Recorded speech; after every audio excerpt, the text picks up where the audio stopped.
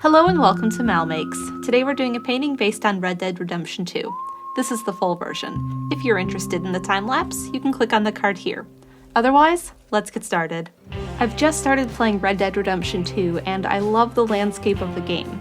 I'm still in Horseshoe Overlook where you first make up camp, but it reminds me of Ansel Adams photographs and Bob Ross paintings. And I want to have that same classic Bob Ross look, but still have it be Horseshoe Overlook. Now, on top of the overlook where you make up camp, it doesn't have that classic look. But if you move down to the riverbank, it starts to look just like a Bob Ross painting. Now, Bob would make it up as he went. He would decide mountain over here, and he would just start to paint it, and it would have 3 peaks. Maybe he could put it on the left side or throw some different mountains in. He made it up as he went. I can't do that because I want it to look more like the game. And so, I'm going to draw it in first, and we'll add gesso after.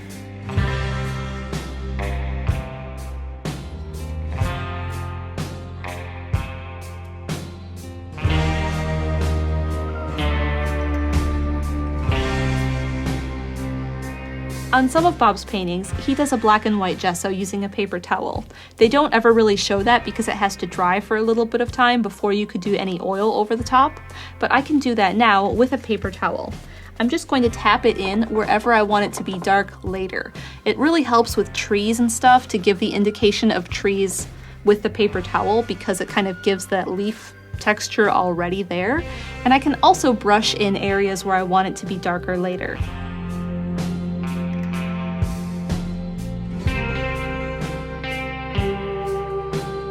I'm using Bob Ross colors for all of the painting, and the sky is going to be titanium white for the clouds and Prussian blue for the blue sky. I can also add in some alizarin crimson for the clouds to kind of make them slightly pink, but I'm going to fill this in with white first to make it wet because otherwise it's just dry gesso, and I can build in the Prussian blue where the sky is going to go with the white and it'll turn out to be a lighter blue color.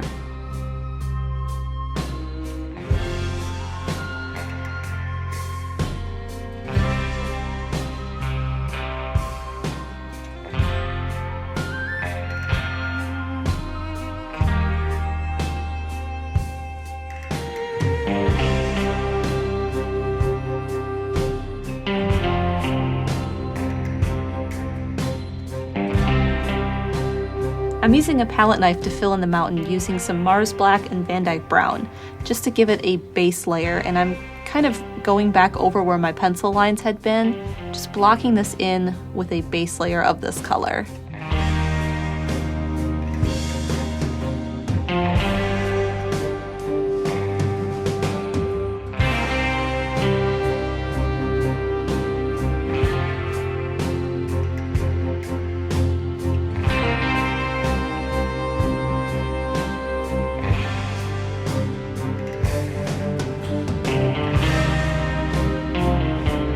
For me, the hardest thing about doing this technique with acrylic is everything blends together and then dries quickly.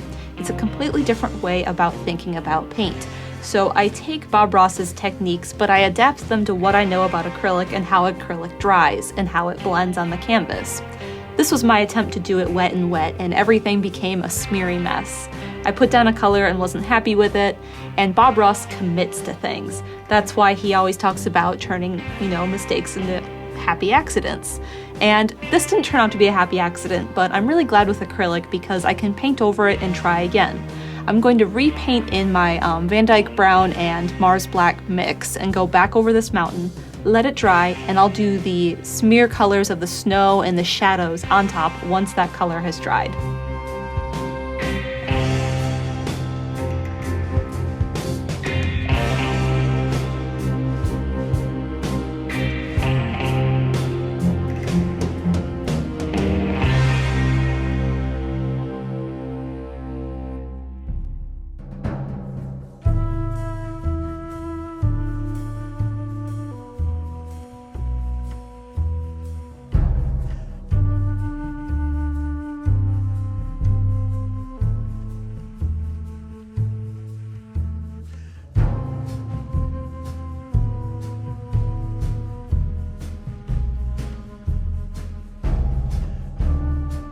I used zinc white and glazing liquid to bring in mist on the bottom half of the mountain and bring some of these clouds on top of it, and I'm doing 2 layers of pine trees here at the top of this cliff face. The first one I've blocked in with some black and brown colors, and now I'm using some of these lighter greens with Jenkins green and titanium white to just tap in a little bit of detail so they're not just solid black trees. And I'm using the fan brush and starting with the tree trunk kind of in the middle, and then tapping with the fan brush back and forth in a zigzag pattern to give them a little bit of greenery.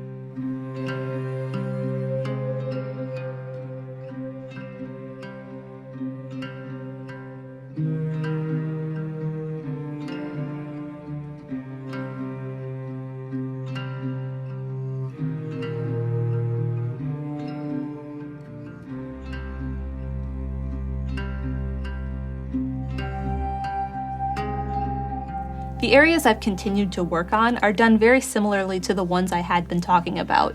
The mountain, this rock face, and these rocks over here were all done with a palette knife. The only thing I changed was the colors I was using. The mountain has more Prussian blue, black, and white to bring those light snow colors to that area. This rock face here has less of the Prussian blue, but it has some of that same gray from the mountain, and also some Van Dyke Brown and Burnt Umber.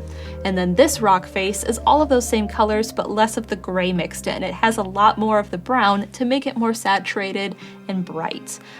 Everything has this mist on it because this is morning, so the sun is coming up from the right here in the east and casting bright lights on everything that's on the right side of things. All of the rocks were painted with the palette knife. I just kept scraping the various colors in to bring all of that color and texture to those areas. All of these pine trees have been done the same also. Just tapping in the darker colors with a fan brush, zigzagging down the pine tree, adding different layers and making them brighter on the right side of every pine tree. Now, each of these layers I used a little bit of glazing liquid and zinc white to bring some of this mist in, so they look further away. It's a trick called atmospheric perspective. It pushes everything back a bit further, and it helps things like this stand out from the background. But all of these rocks are done, these pine trees are done, I can start to work on this hill here. I'm going to be using some various greens and some grays to bring in some of this grass first, and then start to build in some pine trees here along the rock face.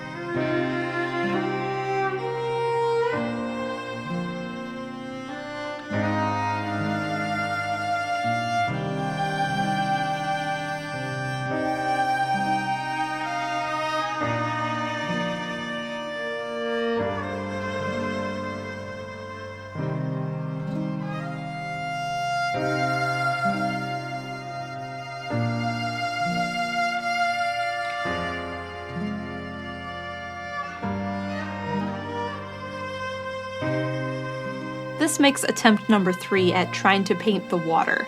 And I'm doing 2 different things at the same time while I'm painting, and they don't go together, so it's messing up, and I'm trying to repaint that every time.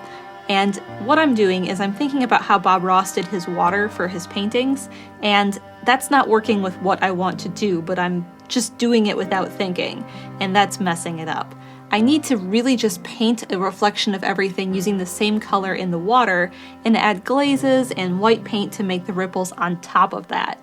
I really want to have that because I think it would make it have a nice area here in the water instead of just a lot of white paint. And it looks really good with Bob Ross's paintings, but I really want to have this reflection because I think it's really cool to have the echo of everything down in the water. So I'm mixing up all of these colors and repainting in the water a perfect mirror reflection down in the river.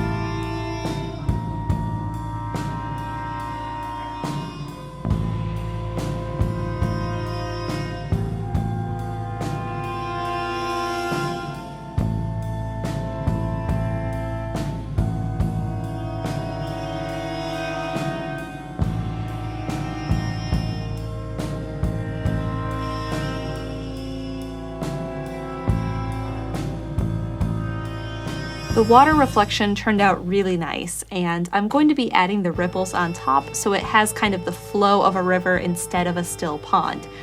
But I need to add in all the rocks that sit on the banks because they also get a reflection, like this big one over here, and I didn't paint that when I was painting the reflection in the water. So I need to add those rocks first and then do the reflection before I start to add in all of the ripples on the water. Now there are some rocks sitting up on the hillside, and I figured I'd do them all at once. And I'm going to continue my technique like I did up here, using a palette knife. So I'm going to scrape in some of the darker colors first and continue to add the lighter and lighter colors onto the highlight areas on the right side of all of these rocks.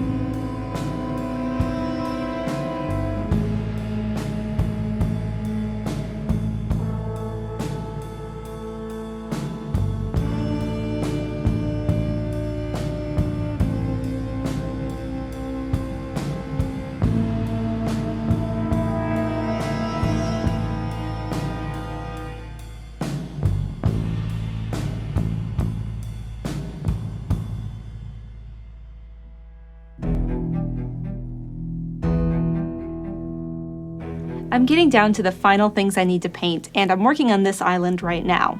There's some bushes that sit in the back here, so I'm tapping them in with some Mars Black to give them a base, and I'll keep working lighter, just like I was working on some of these other trees here. Then I can work on the really big trees that sit in the extreme foreground and tap those in on top.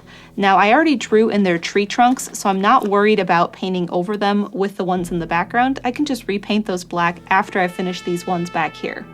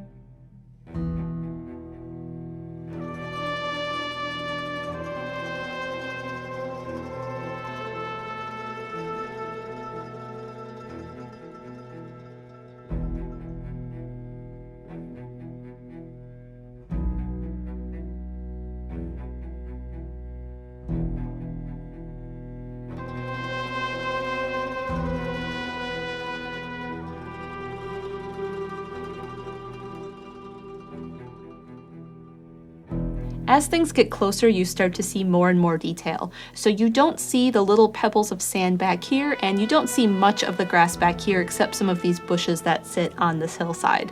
But as things get closer, you start to see the little grains in the sand here and the grasses that sit in the front part over here. So I've blended them back towards this area where it's a bit brighter in the sunshine instead of in the shadow under these trees, and used a tiny paintbrush just to bring some indication of grass blades there.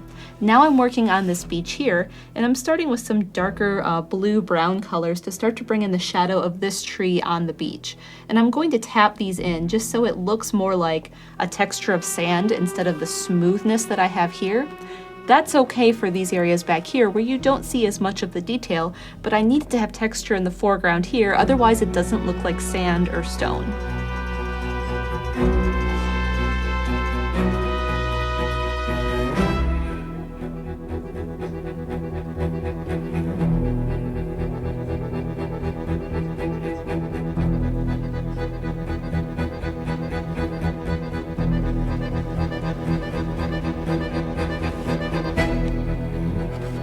I haven't finished the river yet, and it's actually the last thing I need to do because when I first painted it, I didn't have some of these tree trunks in and some of the rocks to show exactly where those reflections were going to be, so I left it alone so I could do all of that and then go back and add the ripples on top. Now, the brush mark I'm going to make on top of the river is kind of this like just smile part of a smiley face. I'm just going to build those on top of each other all the way down the river on the areas where kind of my chalk lines are showing myself the current. I'm using a light blue-gray color, and I've mixed it up in some liquid paint in this little vial so I can keep it wet and not dry out. I'm going to use a tiny brush and start to build these ripples on top. I'm going to add more and more white to this mix so it gets lighter and lighter for some of the brightest ripples. And I'm just going to go across most of the river. Now, I don't want to cover the entire thing because I would lose some of these reflections, so I'm going to start in the areas where it's lightest and start to build into some of these darker areas.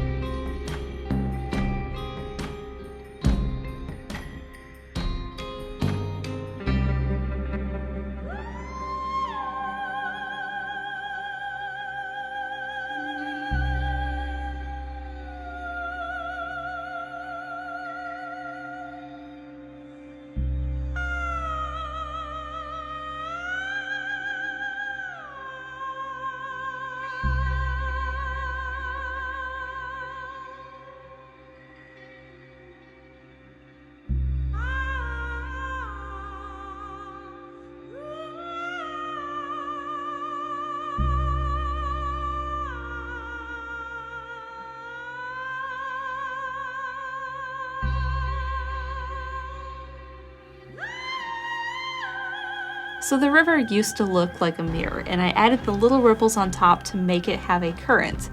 And it brought too much focus to the river. I didn't like how it looked, it didn't match the tone of the rest of the piece, and it brought all the focus to the river. So I tried to mask some of that with a white glaze, and it didn't work. It looked misty, it looked like ice, it just didn't look good. So I've been trying to tone it down with some shading gray and ultramarine blue mix and painting on top of that, and it's kind of hidden some of it, but because of the shading gray, it's just darkened everything else, and I don't like how it looks now. So I just need to kind of go for it and try painting the river again. This time I think I might try and do it a bit more painterly, a bit more like Bob Ross does, to match everything else and see how that looks. And if I don't like how that looks, I can always repaint it again with a mirror and do less ripples and make them less bright.